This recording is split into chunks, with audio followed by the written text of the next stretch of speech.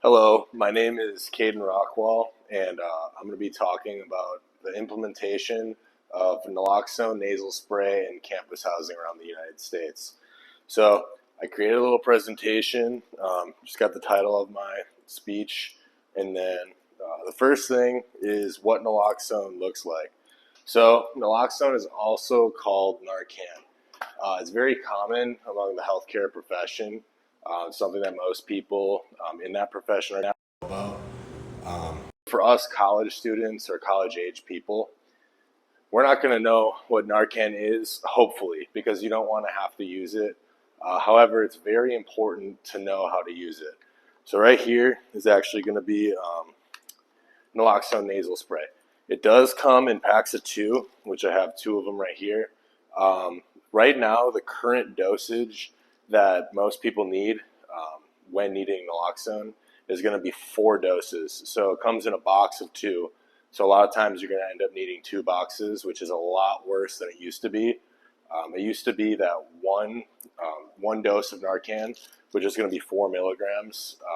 That usually was able to reverse the effects of an overdose.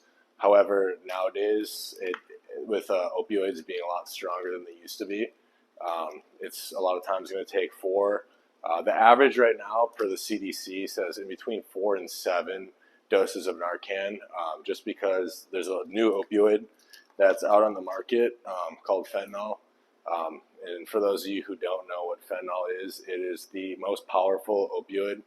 A lot of times it's going to be made in China and then shipped down to Mexico and then shipped into the United States. That's something that, it's really bad for the U.S. because the Mexico-U.S. border is, it's pretty loose, meaning that a lot of times the fentanyl is going to be able to be mass shipped into the United States. So it's a very big issue.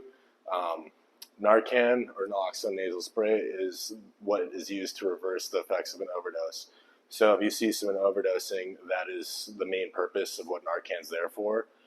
For someone that doesn't need Narcan and isn't overdosing, Narcan won't have any effect on you. So I could take it right now, and the way to take it is you take it. Obviously, it's out of the package, but you take it, you press down on it, and you push it right into their nose. Because most of the time you won't be able to do it yourself if you're the one who's actually overdosing. So now that you know the background on it, now a lot of bills are being passed to start implementing Narcan in campus housing throughout the United States. So recently Arkansas proposed a bill, hasn't been put through yet, but they proposed a bill about they're called opioid rescue kits. They look like this. It's going to have Narcan, like naloxone, along with a mask, gloves, everything you need for if someone's going through an overdose. And that's being put in a lot of campus housing because the average age range for opioid overdoses is ages between 18 and 40. And a lot of those people are going to be on college campuses. There's a lot of drugs on college campuses. There's a lot of partying. It's just in the environment. And a lot of the overdose deaths that have been occurring since the end of COVID and even during COVID have started to show up a lot more on college campuses, which is something to be aware of.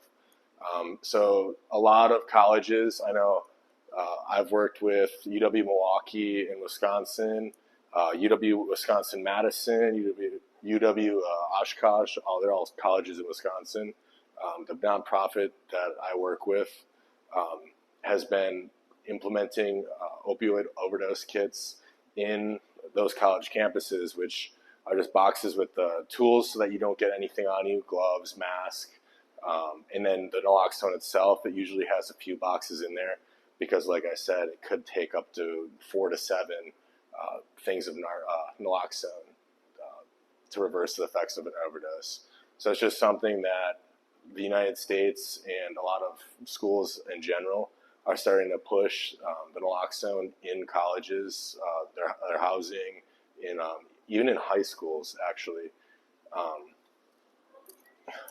So even in high schools, any like public areas, it's just something that they're starting to implement in those spaces, because those are spaces where we actually can do something to prevent the overdoses by putting the naloxone there, because it's the only thing that can save someone from an overdose. There's nothing else that works like it.